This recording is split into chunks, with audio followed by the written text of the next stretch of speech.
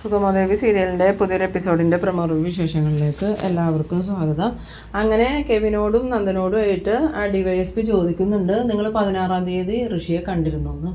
അത് കേട്ടതും കെവിനും നന്ദനും നല്ലോണം ഞെട്ടിപ്പോകുന്നുണ്ട്. എന്നിട്ട് അയാൾ ചോദിക്കുന്നുണ്ട്, അതെന്താ ചോദിച്ചപ്പോൾ നിങ്ങൾ രണ്ടുപേരും ഭയക്കണത്, നിങ്ങൾ ഋഷിയെ കണ്ടിരുന്നോ, ഇനിയിപ്പോൾ നിങ്ങളാരെങ്കിലും ഋഷിയെ എന്തെങ്കിലും അപകടപ്പെടുത്തിയോ എന്ന് ചോദിക്കുമ്പം ഇല്ല സാർ, ഞങ്ങൾ ഋഷിയെ കണ്ടിരുന്നില്ല എന്ന്. പിന്നീട് ഞങ്ങളെന്നാൽ പോയിക്കോട്ടെ സാറേ എന്ന് ചോദിക്കുമ്പം എന്താ ഇത്ര ധൃതി, കുറച്ച് കാര്യങ്ങളും കൂടി ചോദിച്ച് മനസ്സിലാക്കാനുണ്ടെന്ന് പറയുന്നു. ഈ സമയത്ത് വീണ്ടും നമ്മളുടെ നന്ദൻ്റെയും കെവിൻ്റെയും ഫോൺ ബെല്ലടിക്കണ കേൾക്കുമ്പോൾ അയാൾ പറയുന്നുണ്ട്, കുറേ നേരമായല്ലോ നിങ്ങളുടെ ഫോൺ ബെല്ലടിക്കണു, എന്തായാലും ഒരാളൊന്ന് കോൾ അറ്റൻഡ് ചെയ്യുന്ന. അങ്ങനെ കെവിൻ കോൾ അറ്റൻഡ് ചെയ്തതും മറുവശത്ത് ദേവികയാണ്.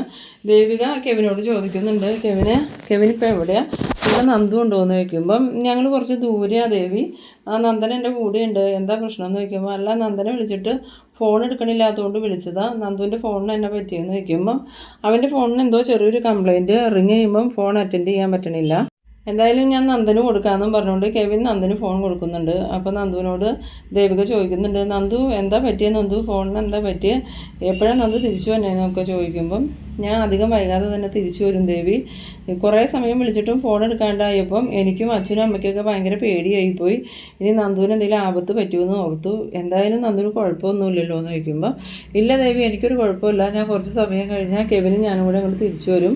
ദേവി സമാധാനമായിട്ടിരിക്കുന്നത്. പിന്നീട് കാണിക്കുന്നത് നമ്മളുടെ അരുന്ധതിനെയാണ്. അരുന്ധതിയാണെങ്കിൽ ഫോണെടുത്ത് CPയെ വിളിക്കുന്നുണ്ട്. അരുന്ധതിയുടെ കോൾ കണ്ടതും CP ഫോൺ എടുത്തിട്ട് എന്താ മേഡം എന്ന് ചോദിക്കുമ്പം CP ഇപ്പോൾ എവിടെയാണ്, ഓഫീസിലുണ്ടോ എന്ന് ചോദിക്കുമ്പം ഇല്ല മേഡം, ഞാനൊരു അത്യാവശ്യത്തിന് പുറത്ത് വന്നിരിക്കുക, മേഡത്തിന് എന്തെങ്കിലും പറയാനുണ്ടോ എന്ന് ചോദിക്കുമ്പം CP എല്ലാം കഴിയുമ്പോൾ അത്യാവശ്യമായിട്ട് എന്നെ വന്നൊന്ന് കാണണം, എനിക്ക് കുറച്ച് കാര്യങ്ങൾ സംസാരിക്കാനുണ്ടെന്ന്. അങ്ങനെ CP പറയുന്നുണ്ട്, ഞാൻ വരാം മേഡം, ഇപ്പോൾ കുറച്ച് സമയത്തിനുള്ളിൽ തന്നെ ഞാൻ മേഡത്തിൻ്റെ വീട്ടിലേക്ക് എത്തിയേക്കാമെന്ന്. അങ്ങനെ നമ്മളുടെ അരുന്ധതിയാണെങ്കിൽ CP വരുന്നതും പ്രതീക്ഷിച്ച് ഇങ്ങനെ നോക്കിയിരിക്കുകയാണ്. ആ സമയത്ത് CP അങ്ങോട്ട് വരുന്നുണ്ട്. CPയെ കണ്ടതും അരുന്ധതി ചോദിക്കുന്നുണ്ട്, ഋഷിയെക്കുറിച്ച് എന്തെങ്കിലും വിവരം കിട്ടിയോ CP എന്ന് ചോദിക്കുമ്പോൾ ഇതുവരെയും ഒരു വിവരമില്ല മേഡം, ഇനി ഋഷിക്ക് എന്തെങ്കിലും ആപത്ത് പറ്റുമോ എന്നൊരു സംശയം എനിക്കുണ്ടെന്ന്. ആ സമയത്ത് അരുന്ധതി ചോദിക്കുന്നുണ്ട്, എന്താ CP എന്തൊക്കെയാണ് പറയണേ, എൻ്റെ കുഞ്ഞിന് ആപത്ത് പറ്റിയെന്നോ, ഇല്ല CP അവനൊന്നും സംഭവിച്ചിട്ടില്ല എന്ന് പറയുമ്പോൾ അതല്ല മേഡം, ഇത്രയും ദിവസമായില്ലേ, ഒരു അറിവുമില്ലല്ലോ, ഒരിക്കലും ഋഷി വിളിച്ചിട്ട് പോലുമില്ല, അല്ലെങ്കിൽ എവിടെ പോയാലും ഋഷി മേഡത്തിന് ഫോൺ ചെയ്യണതല്ലേ, ഈ പ്രാവശ്യം അതൊന്നും ഉണ്ടായിട്ടില്ല. അതുമാത്രമല്ല ഇവിടെയാണെങ്കിൽ ചന്ദ്രോത്തുള്ളവരുമായിട്ട് ഋഷി പല പ്രാവശ്യം പ്രശ്നങ്ങൾ ഉണ്ടാക്കി, അതിന് വേണ്ടിയിട്ട് അവരെന്തെങ്കിലും പ്രതികാരം ചെയ്തതാണെന്ന് അറിയില്ലല്ലോ മേഡം. ആ സമയത്ത് അരുന്ധതി പറയുന്നുണ്ട്, അത് CP പറഞ്ഞത് നേരെ, പ്രഭാവതി അത്ര നല്ല ആളൊന്നുമല്ല, അവർ എന്തെങ്കിലും ഒരു കാര്യം തീരുമാനിച്ചിട്ടുണ്ടെങ്കിൽ അത് നടത്തിയിരിക്കും, അതുകൊണ്ട് തന്നെ നമ്മളുടെ ഋഷി പല പ്രാവശ്യം പ്രഭാവതിയെ ദേഷ്യം പിടിപ്പിക്കാൻ വേണ്ടി ഓരോന്ന് ചെയ്തിട്ടുണ്ട്, ഇനിയിപ്പോൾ അതിന് പ്രഭാവതി ഋഷിയോട് പകരം വീട്ടിയതാണെന്ന് അറിയില്ല, ഋഷിയെ കാണാത്തത്, ഇനിയിപ്പോൾ പ്രഭാവതിയുടെ ആളുകൾ ആരെങ്കിലും ഋഷിയെ തട്ടിക്കൊണ്ടുപോയോ എന്നും അറിയില്ലല്ലോ. ആ സമയത്ത് CP പറയുന്നുണ്ട്, എന്തായാലും പ്രഭാവതിയുടെയും നന്ദൻ്റെയും സിദ്ധാർത്ഥൻ്റെയൊക്കെ നീക്കങ്ങൾ നിരീക്ഷിക്കാൻ വേണ്ടി ഞാൻ 2 പേരെ ഏർപ്പാട് ചെയ്യാം മേഡം, അപ്പോൾ നമുക്ക് മനസ്സിലാക്കാമല്ലോ പ്രഭാവതിയൊക്കെ എങ്ങോട്ടാ പോണേന്നുള്ളതൊക്കെ, അങ്ങനെയാണെങ്കിൽ അവർ തടവിലാക്കിയേക്കണെയാണെങ്കിൽ നമുക്ക് ഋഷിയെ കണ്ടെത്താനും പറ്റും. ആ സമയത്ത് അരുന്ധതി പറയുന്നുണ്ട്, അത് അങ്ങനെ തന്നെ ചെയ്യും CP, അങ്ങനെ എന്തെങ്കിലും ഒരു കാര്യം ഉണ്ടെങ്കിൽ നമുക്കത് മനസ്സിലാക്കാൻ പറ്റും. പിന്നെ അത് മാത്രമല്ല DYSPയുടെ അടുത്ത് ഞാൻ കംപ്ലയിൻറ്റ് കൊടുത്തിരുന്നു, അയാൾ അന്വേഷണം ഊർജിതമായിട്ട് തന്നെ നടക്കുന്നുണ്ടെന്നാണ് പറഞ്ഞത്, എന്തായാലും ഞാൻ അയാളെ ഒന്ന് വിളിച്ച് നോക്കട്ടെ എന്നും പറഞ്ഞു അരുന്ധതിയാണ് ഈ ഫോണെടുത്ത് DYSPനെ വിളിക്കുന്നുണ്ട്. അതേസമയം നമ്മളുടെ നന്ദനും കെവിനും DYSPനോട് പറയുന്നുണ്ട്, സാറേ ഞങ്ങൾ രാവിലെ തന്നെ വന്നതല്ലേ, ഞങ്ങളിനി പോയിക്കോട്ടെ, ഇനി എന്തെങ്കിലും ആവശ്യമുണ്ടെങ്കിൽ സാറ് വിളിച്ചാൽ മതി, ഞങ്ങൾ വന്നോളാം, ഇനിയും ഞങ്ങൾ ചെന്നില്ലെങ്കിൽ വീട്ടിലുള്ളവർ പേടിക്കുമെന്ന്. ആ സമയത്ത് ഇയാൾ പറയുന്നുണ്ട്, എന്നാൽ നിങ്ങൾ പോയിക്കോ, ഞാൻ വിളിക്കുമ്പോഴൊക്കെ ഇവിടെ ഹാജരായിക്കൊള്ളണം എന്നും പറഞ്ഞ് കെവിനെയും നന്ദനെയും പറഞ്ഞു വിടുന്നുണ്ട്. അവരങ്ങോട്ട് ഇറങ്ങിയതും നമ്മളുടെ DYSPയുടെ ഫോൺ ബെല്ലടിക്കുന്നുണ്ട്. ഫോൺ എടുത്ത് നോക്കിയിട്ട് അയാൾ പറയുന്നുണ്ട്, അരുന്ധതി മേഡം ആണല്ലോ വിളിക്കണേന്ന്. അങ്ങനെ കോൾ അറ്റൻഡ് ചെയ്തിട്ട് എന്താ മേഡം എന്ന് ചോദിക്കുമ്പോൾ സാറേ ഞാൻ അരുന്ധതിയാന്ന് പറയുമ്പോൾ ആ മനസ്സിലായി മേഡം, മേഡം പറഞ്ഞു എന്ന് പറയുമ്പം എന്തായി, ഋഷിയുടെ മിസ്സിങ്ങിനെ കുറിച്ചുള്ള കേസ് ഞാൻ ഫയൽ ചെയ്തിട്ട് അന്വേഷണമൊക്കെ എവിടം വരെ എന്ന് അറിയാൻ വേണ്ടി വിളിച്ചതാണെന്ന് പറയുമ്പം അന്വേഷണം ഏകദേശം അവസാന ഘട്ടത്തിലേക്ക് എത്തിയിട്ടുണ്ട് മേഡം, അധികം വൈകാതെ തന്നെ ഋഷിക്ക് എന്താ സംഭവിച്ചതെന്നും അതിൻ്റെ പിന്നിൽ ആരാന്നൊക്കെ നമുക്ക് വ്യക്തമാക്കാൻ പറ്റും, ഇപ്പം അതിനെക്കുറിച്ച് എനിക്ക് കൂടുതലായിട്ടൊന്നും പറയാൻ പറ്റില്ല എന്ന്. ആ സമയത്ത് അരുന്ധതി പേടിയോടുകൂടി ചോദിക്കുന്നുണ്ട്, എൻ്റെ മോൻ എന്തെങ്കിലും സംഭവിച്ചോ സാറേ എന്ന് ചോദിക്കുമ്പം അങ്ങനെയൊന്നുമില്ല മേഡം, മേഡം പേടിക്കാതിരിക്കുക, അങ്ങനെ കുഴപ്പങ്ങളൊന്നുമില്ല, പക്ഷേ ഋഷിയെക്കുറിച്ചുള്ള എല്ലാ കാര്യങ്ങളും കുറച്ച് സമയങ്ങൾക്കുള്ളിൽ നമുക്ക് ക്ലിയറായി വരും, അപ്പം ഞാൻ തന്നെ മേഡത്തെ വിളിച്ച് വിവരം പറഞ്ഞോളാമെന്ന്. എന്നാൽ ശരിയെന്നും പറഞ്ഞ് അരുന്ധതി കോള് കട്ട് ചെയ്യുന്നുണ്ട്. എന്നിട്ട് ഈ സി പിയോട് പറയുന്നുണ്ട്, അന്വേഷണമൊക്കെ ഏകദേശം കഴിയാറായി എന്നാണ് സാറ് പറഞ്ഞത്. എന്തായാലും ഋഷിക്ക് എന്താ സംഭവിച്ചതെന്നും അതിൻ്റെ പിന്നിലുള്ളത് ആരാന്നും അധികം വൈകാതെ തന്നെ എന്നെ വിളിച്ച് പറയാമെന്ന് പറഞ്ഞിട്ടുണ്ടെന്ന്. ആ സമയത്ത് ഈ സി പി പറയുന്നുണ്ട്, ഇനിയിപ്പോൾ പ്രഭാവതിയോ നന്ദനോ ആരെങ്കിലും ആയിരിക്കും ഇതിൻ്റെ പിന്നിൽ നിന്ന് വഹിക്കുമ്പം അതിനും സാധ്യതയുണ്ട്. എന്തായാലും പ്രഭാവതിക്കും നന്ദനും ഋഷിയോട് നല്ല ശത്രുതയുണ്ട്. എന്തായാലും ഞാൻ പ്രഭാവതിയും നന്ദനയും നേരിട്ടൊന്ന് കാണുന്നുണ്ടെന്ന്. പിന്നീട് കാണിക്കുന്നത് നമ്മളുടെ നന്ദനാണെങ്കിൽ വീട്ടിലോട്ട് ചെല്ലാണ്. ആ സമയത്ത് നന്ദന ആകെ വിഷമിച്ച് ചെല്ലുമ്പോൾ ദേവിക ചോദിക്കുന്നുണ്ട്, നന്ദു ഇത് എവിടെയായിരുന്നു? അച്ഛൻ പറഞ്ഞു വിട്ടതാന്ന് പറഞ്ഞിട്ട് അച്ഛൻ നന്ദുവിനെ അങ്ങ് പറഞ്ഞു വിട്ടില്ല എന്നാലോ പറഞ്ഞ്. എന്തിനാ നന്ദു നുണ പറയണേന്ന് ചോദിക്കുമ്പം, അത് ദേവി ഞാനൊരു സ്ഥലം വരെ പോയതാ, പെട്ടെന്ന് വരാമെന്ന് വിചാരിച്ചാൽ പോയേ, പക്ഷെ അവിടെ പെട്ടുപോയി, അതുകൊണ്ടാണ് വരാൻ വൈകിയ.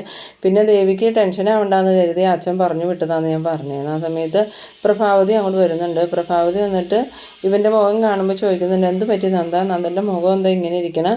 നന്ദനെ ആരെങ്കിലും എന്തെങ്കിലും ചെയ്തോ? പേടിച്ചിരിക്കണ പോലെയുള്ള മുഖം തോന്നണേന്ന് പറയുമ്പോൾ നന്ദൻ പറയുന്നുണ്ട്, ഇല്ല അമ്മേ, കുഴപ്പമൊന്നുമില്ല, യാത്ര ചെയ്ത് വന്നതിൻ്റെ ആയിരിക്കും. ഞാൻ കുറച്ച് സമയം ഒന്ന് റെസ്റ്റ് എടുക്കട്ടെ, കുറച്ച് സമയം റെസ്റ്റ് എടുത്താൽ എൻ്റെ ഈ ബുദ്ധിമുട്ടൊക്കെ മാറുമെന്നും പറഞ്ഞ് നന്ദൻ റൂമിലോട്ട് പോകുന്നുണ്ട്. ഈ സമയത്ത് ദേവിക മനസ്സിൽ ചിന്തിക്കുന്നുണ്ട്, നന്ദുവിന് എന്തോ ഒരു പ്രശ്നമുണ്ട്. അന്ന് മീരയുടെ ബാധ ഒഴിപ്പിച്ചതിന് ശേഷം കുറച്ചൊന്ന് നോർമലായി വന്നതായിരുന്നു, ഇപ്പോൾ വീണ്ടും പഴയതുപോലെ തന്നെ ആയെന്ന് തോന്നണമല്ലോ. ആ സമയത്ത് പ്രഭാവതി ചോദിക്കുന്നുണ്ട്, മോളെന്താ ആലോചിക്കണേന്ന് ചോദിക്കുമ്പം, അല്ലമ്മേ, നന്ദുവിൻ്റെ ഇപ്പോഴത്തെ അവസ്ഥ ഞാൻ ആലോചിച്ച് നോക്കിയതാ. അന്ന് ആ തിരുമേനി വന്ന് പൂജയൊക്കെ നടത്തി ചരട് മന്ത്രിച്ച് കെട്ടിയതിന് ശേഷം നന്ദുവിന് നല്ല മാറ്റം ഉണ്ടായിരുന്നു. ഇപ്പോൾ വീണ്ടും പഴയ അവസ്ഥയിലേക്ക് തന്നെ എത്തി. അപ്പോൾ ഇന്ന് പോയതിൽ എന്തൊക്കെയോ പ്രശ്നങ്ങൾ ഉണ്ടായിട്ടുണ്ടമ്മേ, അതുകൊണ്ടാണ് നന്ദുവിൻ്റെ അവസ്ഥ മാറിയെന്ന്. ആ സമയത്ത് പ്രഭാവതി പറയുന്നുണ്ട്, അതിന് എവിടെയാണ് പോയതെന്നൊന്നും അവൻ നമ്മളോട് പറയുന്നില്ലല്ലോ, പിന്നെ എങ്ങനെ നമ്മളത് കണ്ടുപിടിക്കുമെന്ന് ചോദിക്കുമ്പോൾ, അത് ഞാൻ കെവിനെ വിളിച്ച് ചോദിക്കാം അമ്മേന്ന്. ആ സമയത്ത് പ്രഭാവതി പറയുന്നുണ്ട്, എന്തായാലും തൽക്കാലം ഇപ്പം മോള് കെവിനെ വിളിക്കാനൊന്നും പോകണ്ട, നോക്കാം നമുക്ക്, നാളെ ആയിട്ടും ഇവന് മാറ്റമൊന്നുമില്ലെങ്കിൽ കെവിനെ വിളിച്ച് എന്താ സംഭവിച്ചതെന്ന് ചോദിക്കാമെന്ന്. പിന്നീട് കാണിക്കുന്നത് നമ്മളുടെ കെവിനെയാണ്. കെവിനാണെങ്കിൽ ഈ നന്ദനോട് എന്തോ ഒരു വൈരാഗ്യമൊക്കെ മനസ്സിൽ ഒളിപ്പിച്ച പോലെയുള്ള ഒരു പെരുമാറ്റമൊക്കെയാണ്. അതെന്താണെന്നൊന്നും കാണിക്കണില്ല, അതെല്ലാം ഹൈഡ് ചെയ്ത് വെച്ചിരിക്കുകയാണ്.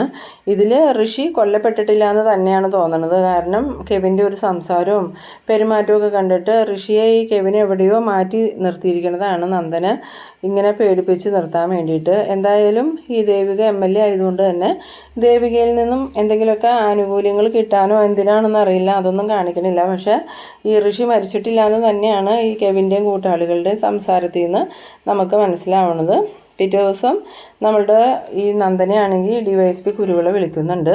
കുരുവിള വിളിച്ചിട്ട് നന്ദനോട് പറയുന്നുണ്ട്, എത്രയും പെട്ടെന്ന് നിങ്ങൾ സ്റ്റേഷൻ വരെ വന്നെന്ന്. ആ സമയത്ത് നന്ദൻ ചോദിക്കുന്നുണ്ട്, എന്തിനാ സാറെന്ന് ചോദിക്കുമ്പം, കാര്യം അറിഞ്ഞാലാണോ നിനക്ക് വരാൻ പറ്റുള്ളൂ, വരുമ്പോൾ ആ കെവിനെയും കൊണ്ടുവരുന്നത്.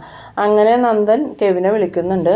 കെവിൻ ഫോൺ എടുത്തതും എന്താ നന്ദാന്ന് ചോദിക്കുമ്പോൾ, നമ്മളോട് വീണ്ടും ഓഫീസിൽ ചെല്ലാൻ DYSP പറഞ്ഞിട്ടുണ്ട്, നിന്നെയും കൂട്ടി ചെല്ലണമെന്നാണ് പറഞ്ഞത്, അതുകൊണ്ട് നീ എൻ്റെ കൂടെ വരണമെന്ന്. ആ സമയത്ത് കെവിൻ പറയുന്നുണ്ട്, ഞാൻ എന്തിനാടാ നിൻ്റെ കൂടെ വരണേ, ഇപ്പം നീ അന്ന് അവനെ തല്ലാൻ പോയതുകൊണ്ട് ഞാനും പെട്ടല്ലോ, ഇനിയിപ്പോൾ ഞാൻ ഇതിൻ്റെ പുറകെ നടക്കണമല്ലോ എന്നൊക്കെ പറഞ്ഞിങ്ങനെ കെവിനെ എണ്ണി പിറക്കണ സമയത്ത് നന്ദൻ പറയുന്നുണ്ട്, എടാ കെവിനെ, ഒന്നും മനഃപൂർവ്വം സംഭവിച്ചതല്ലല്ലോ, അപ്പോഴേ ഞാൻ പറഞ്ഞതല്ലേ അവനെ ആസ്പത്രിയിൽ കൊണ്ടുപോകാമെന്ന്, അപ്പം നീയല്ലേ പറഞ്ഞ് ആസ്പത്രിയിൽ കൊണ്ടുപോയ പ്രശ്നമാവും, അതുകൊണ്ട് കൊണ്ടുപോകണ്ടാന്ന്.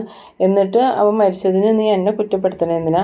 ഞാൻ അതിനെ കൊല്ലാൻ വേണ്ടി ഒന്നും ചെയ്തില്ലല്ലോ, ഒരടി അടിച്ചതും അവൻ മരിക്കുമെന്ന് ഞാൻ വിചാരിച്ചു എന്ന്.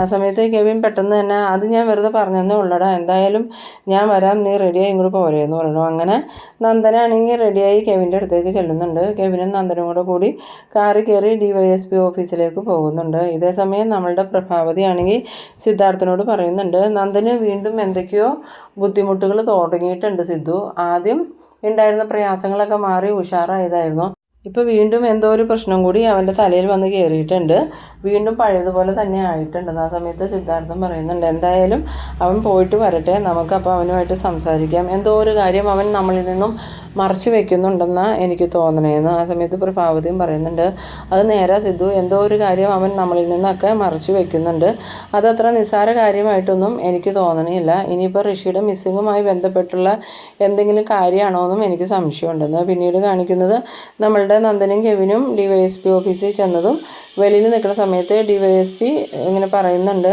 അവരോട് ഇങ്ങോട്ട് കയറി വരാൻ.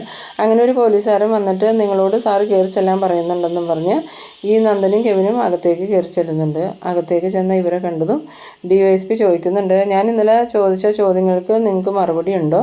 16-ാം തീയതി നിങ്ങൾ രണ്ടുപേരും ഋഷിയെ കണ്ടില്ലേ എന്ന് ചോദിക്കുമ്പോൾ നന്ദനും കെവിനും ഒരേ സ്വരത്തിൽ പറയുന്നുണ്ട്, ഇല്ല സാറേ ഞങ്ങൾ കണ്ടില്ല എന്ന്. ആ സമയത്ത് കുരുവിളയാണെങ്കിൽ കുരുവിളിയുടെ കയ്യിലിരിക്കുന്ന മൊബൈലെടുത്ത് അതിലെ ഗാലറിയിൽ പോയിട്ട് ഒരു വീഡിയോ ഈ കെവിനെയും നന്ദനെയും കാണിച്ചു കൊടുക്കുന്നുണ്ട്. അത് വേറൊന്നുമല്ല, നന്ദനും കെവിനും ഋഷിയെ തടഞ്ഞു നിർത്തുന്നതും അവനെ തല്ലണതും ബോധം കെട്ട് വീഴുന്ന ഋഷിയെ കാറിൽ കയറ്റി കൊണ്ടുപോകുന്നതൊക്കെ ആയിട്ടുള്ള രംഗങ്ങളാണ്.